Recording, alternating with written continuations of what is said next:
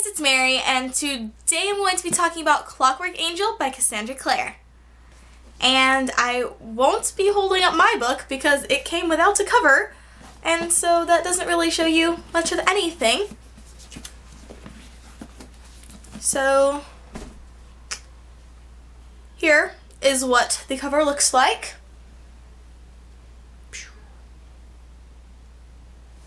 There we go.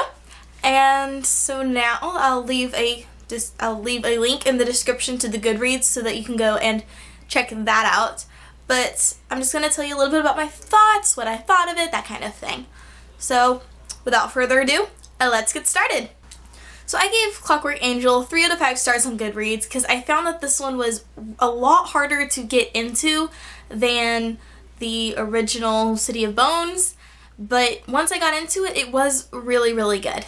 So this book follows Tessa Gray as she tries to save her brother from the Shadow World, and the year is 1878, which explains my hair and me actually wearing makeup and the dress that I'm wearing, which you can't see at all, but it looks very old-fashioned and it's really pretty. And the Shadow Hunters are barely winning against the forces of darkness or evil, the demons. They're against the demons.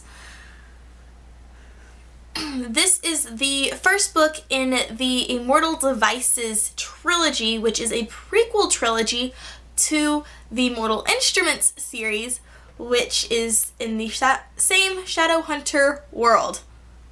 You think that's a lot to take in? Just look at this. As of right now, there is City of Bones, City of Ashes, City of Glass, City of Fallen Angels, City of Lost Souls, City of Heaven and Fire, Clockwork Angel, Clockwork Prince, Clockwork Princess, the Shadow Hunters Codex, the Magnus Bane Chronicles, I think that's what it's called, and Lady Midnight. That is a lot of stuff going on in this Shadow Hunter world. And this is just the beginning. Actually, City of Bones is the beginning, and this one was released, I think, after City of Fallen Angels. So if you read those first, you will see some familiar faces and put some faces to some familiar names. If you haven't read them, great, jump right in. Learn about the Shadow Hunter world in this series because basically you will learn about it in any of the series. I suggest going into this not knowing anything storyline wise. Knowing stuff about the world, the Shadow Hunters, that's fine, that's great. It'll probably make getting into this book a lot easier. But go into this not knowing a lot because it is a lot more exciting and it'll definitely draw you in more if it's your first time reading it or it's the first time knowing the characters or meeting this world. You'll definitely be drawn into this a lot easier than I think I was because I sort of knew what was going on because I had read all the way through to City of Heavenly Fire and I was a bit spoiled. So I think the best place to read this prequel trilogy is somewhere between City of Ashes and City of Fallen Angels. The middle 3-ish. Somewhere between there is like the best time to read it. So like stop, pick these up, get some more background and history, and then continue on the rest of the series. Perfect! So now I'm going to talk about the book and the characters and that kind of thing. And so I don't want you to be spoiled, so if you haven't read this, leave now, and then read it, and then come back, and then finish the video. Sound like a plan? Good. Bye. Hello! So we meet Tessa and she is going from New York to London and she is meeting she's trying to meet back up with her brother Nate. Well, or Nathaniel or Nate, she calls him Nate and he calls her Tessie. And she knew that the letter was from him because it called her Tessie and he's the only one who calls her Tessie.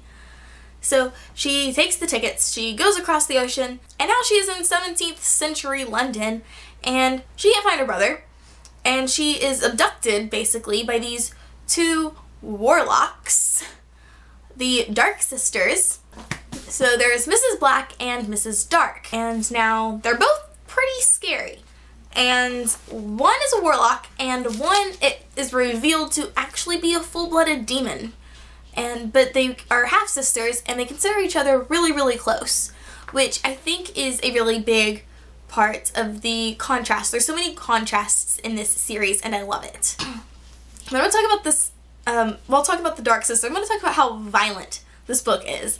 Like, the Dark Sisters one of them gets their head chopped off, and then as the other one carries her head away, and then is trying to necromance her back to life, and at some point throws it at Will, and he's like, oh no, there's a head, and like kicks it away, and then it's like they're both depicted as very grotesque and ugly. And okay, so Miss Black is only warlock, and she gets her head chopped off, and then Miss Dark is fully demon, and it's depicted that or according to Will, she's less ugly in her demon form. It's an improvement. So they're probably pretty ugly looking ladies. But that's okay to say that because they're bad guys, right? So it's like really grotesque and really violent and really descriptive. There's always like, oh, there was a splash of blood across his chest, and oh, the dried blood of Jims is still on this Clockwork person's hand, and you're like, just imagine if this was a movie perfectly depicted from the book. I'm thinking, whoa. Because that's how I see books in my head, is like, it like runs like a movie. And so I'm thinking, whoa, that's violent.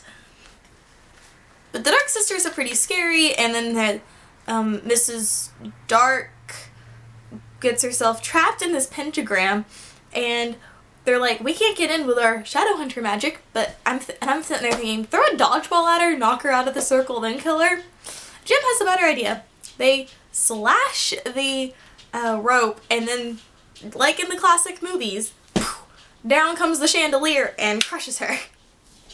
So while she was trying to necromance her sister back to life, there's a cat there for a sacrifice, and guess who the cat is?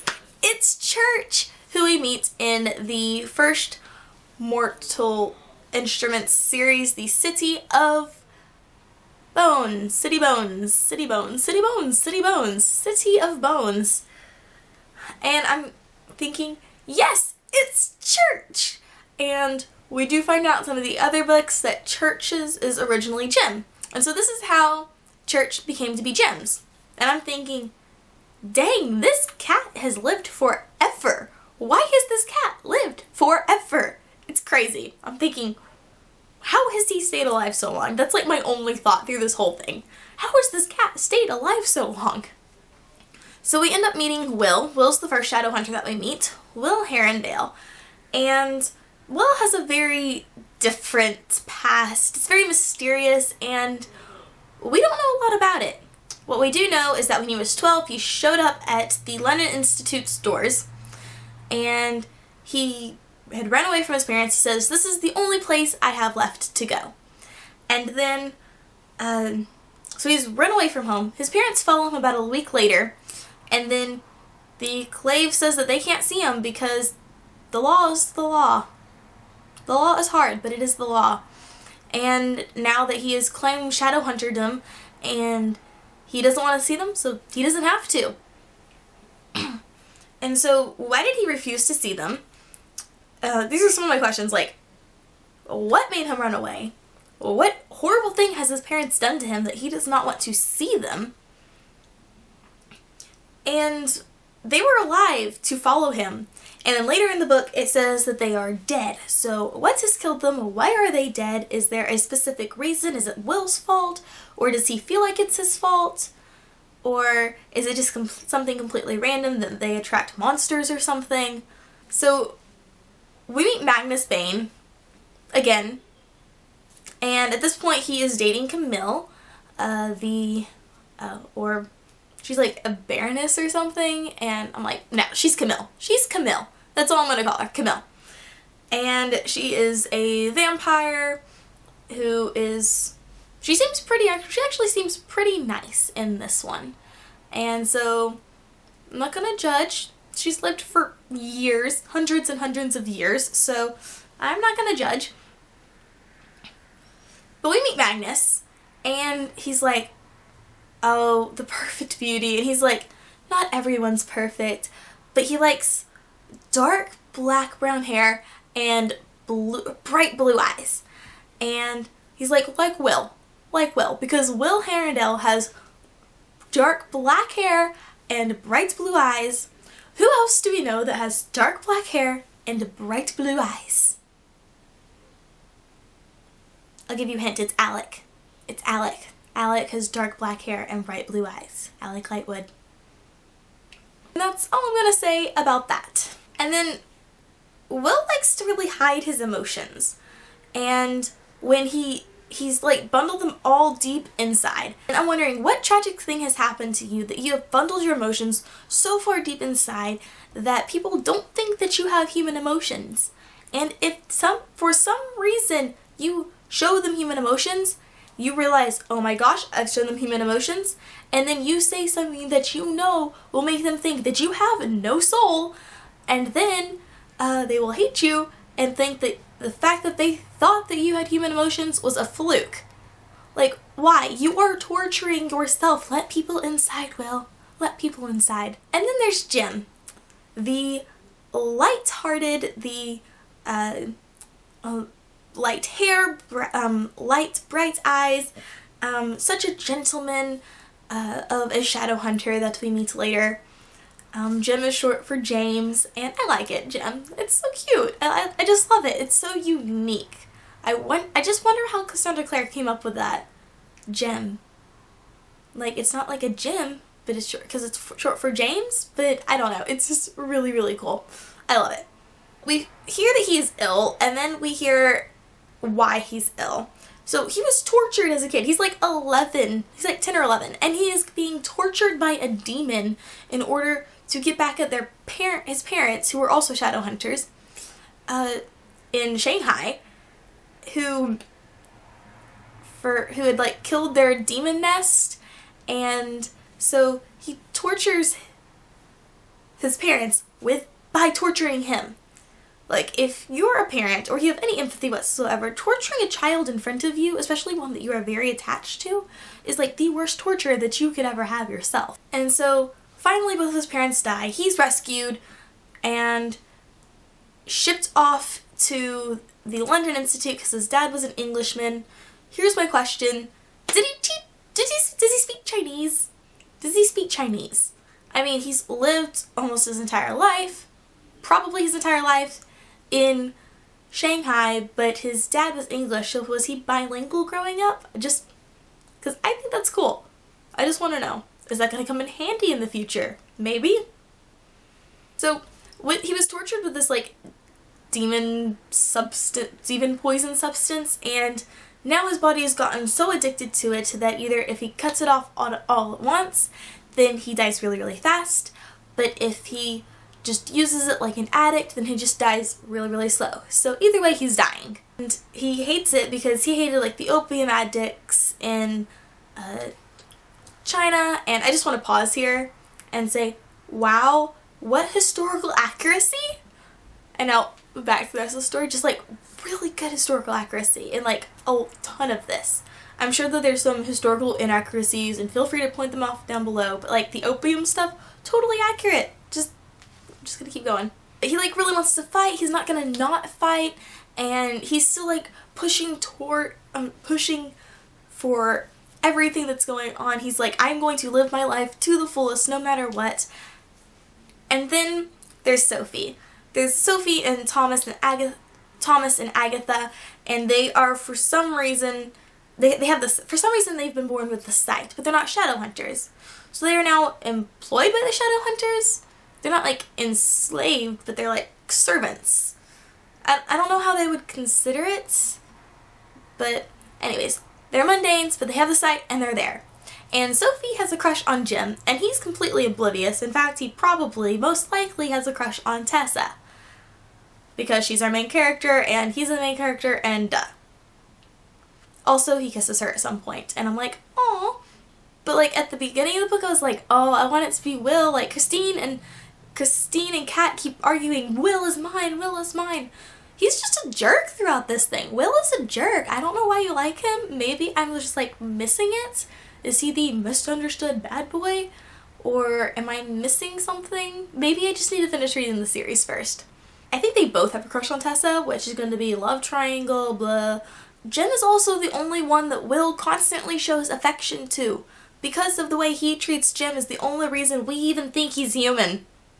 Or has human emotions. There are so many amazing contrasts in this series.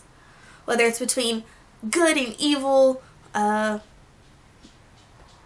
I'm just going to show you. Okay? First thing that I mentioned was the sisterhood of the half-sisters who are the Dark Sisters. Sisters. Blah, blah, blah. Anyways, just because they're demons and they're half-sisters and one's a demon, one's a warlock, they're still extremely close. And Nate and Tessie seemed really, really close. They wanted to do everything to save each other. Nate is a big fat liar. I hate him. He set all of this up. He's behind all of it. Well, technically, it's the Magister who's behind all of it, but Nate is like allowing himself to be used as a pawn so he can become immortal. And I'm thinking, the Magister is a mundane. The Magister is a mundane. There's no way he's gonna be able to make you immortal, never die, unless he kills you and makes you a vampire. I don't know what you're thinking. And then he betrays her. And he betrays Tessie, his little sister, as soon as he found out that she was only half human, that she was a warlock, that she was half human, half demon. Then he was like, oh, you are no sister of mine. Yeah, I know that he still feels something there for her, and I'm hoping that he's going to be one of those villains that are somehow at the very end redeemed.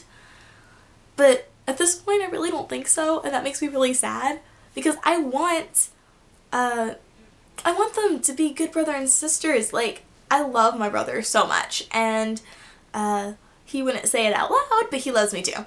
I would not take immortality and kill my brother. That's awful. That's awful. And there's actually a line in the book. Let's see if I can find it.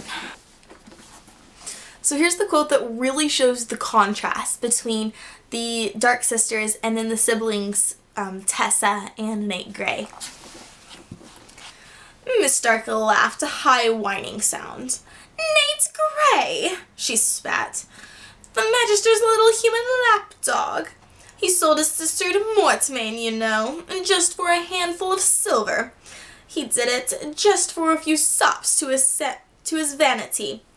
I would never have treated my own sister so. And you say it is us demons who are evil, and the humans who need protecting from us. Her voice rose to a cackle. And that is such a powerful contrast between the two of them. And I think that that's a really pivotal point in the series, that one quote, because it's planted an idea which will eventually hopefully, begin the workings of the Clave as we know it, where they're trying a little bit harder to work hand in hand with the Downworlders. Not a lot, but a little bit more. And I think that's a really critical point. There's another huge contrast in here which I think I can talk about a little more and a little more clearly, which is the contrast between Charlotte and Jessamine. So Charlotte is like the original independent woman. She wants to run the Institute. She wants to fight. She wants to be a leader. She has all of these ideas in her head and she's trying to get them out there, but she is stopped by the fact that it is 17th century London and it is not quite time for women to step up. That's always the men who are supposed to be doing the things. The men are supposed to be doing this. It's always the men. The men are the main fighters. The they're the breadwinners, they are blah blah blah blah blah blah blah blah. And even though women are a lot more highly valued as shadow hunters than in just normal mundane society, she is still hitting that glass ceiling, so to speak, where she can't be the leader of her own institute because there's so much tradition behind the man doing it. So she's married Henry so that she is able to run the institute while he gets to play with his toys down in the laboratory, which is great for both of them. And then there's Jessamine, and she despises being a shadow hunter. She'd rather be a follower, but of like tradition. She wants to be in the mundane world, but she wants to stick out in the mundane world just a little bit so that she's fashionable. She doesn't want anything to do with downworlders. She doesn't want to deal with this clockwork problem. She doesn't want to deal with any of it. As soon as she turns 18, she's getting a townhouse and she's leaving, and the best thing that she's taking with her from this is her self-defense skills to keep away the guys that she really doesn't want as suitors. And she doesn't even get involved in these shadow hunter politics or this clockwork problem really until Nate gets involved and she thinks, oh look, a mundane boy and he's cute and close to my age. And so there's this huge contrast between these two women, and it really shows like the empowerment of women and then the oppression of the society, but it also you also see Jessamine standing up for herself and fighting really, really well, and standing up for Tessa when worst comes to worst. So it's not showing like bad and good, it's just showing two different types of people. And now let's talk about the Magister. The Magister turns out to be a Mortmain, and he's a mundane, and I am very curious to see how a mundane has had so much power over these crazy amounts of downworlders. I mean, of the downworlders, there's like vampires, which he seems to be very tied with right now. The werewolves, the warlocks, the fae. And the Fae really don't have anything to do with this. They're like, yeah, the Fae does their own thing, whatever. And so it's like, wait, how does a mundane, someone who doesn't have any powers, have so much control over these people, and they are so afraid of him that they'd rather face the Clave than face him? And I'm curious to see in the future books why he has this power over them. Is he like holding something ransom, or has he promised them something? Is he really cruel? Like, how is he keeping this power? Because it seems like if Mortmain's standing in the Pandemonium club with all of these downworlders, they could turn on him at any moment and just be like, yeah, we're done with you. But no, for some reason they are all terrified of him. And then he's created these demonic clockwork army where he is taking demon energies, he is tying them to these animatrons who are originally programmed to take basic orders and now are going to be able to have a life of their own, and they can't be stopped by conventional means. So it's crazy, and you can see these shadow hunters who have these really good weapons for shadow hunters, and you can't see them getting very far fighting these guys. And you're like, whoa, you guys have been trained your whole life. You guys have runes that give you extra speed and strength, and it's hard to fight these guys. That's crazy. So I'm really interested to see how this is going to go. And then there's the thing of the clockwork necklace, the clockwork angel, which is Tessa's necklace that she kept from her mom, and for some reason it like came to life and it defended her and then has become a necklace again, and they don't really know. They're just like, oh look, my necklace is back. And I'm like, dude, look into this, like it's got some magical potential or something. And so there's Clockwork Angel, and the book is Clockwork Angel. So now there's Clockwork Prince and Clockwork Princess, and I'm trying to figure out, is it like a set of necklaces that are to defend her, or are they like really big, or is it just called Clockwork that because it sounds really cool and there's a Clockwork Army. Who knows? But I think that's all I'm going to talk about for right now. So yeah, if there's anything else you want to discuss, leave a comment down below. Give me a big thumbs up if you like this video, and click that subscribe button for more. That's it for this video. Bye!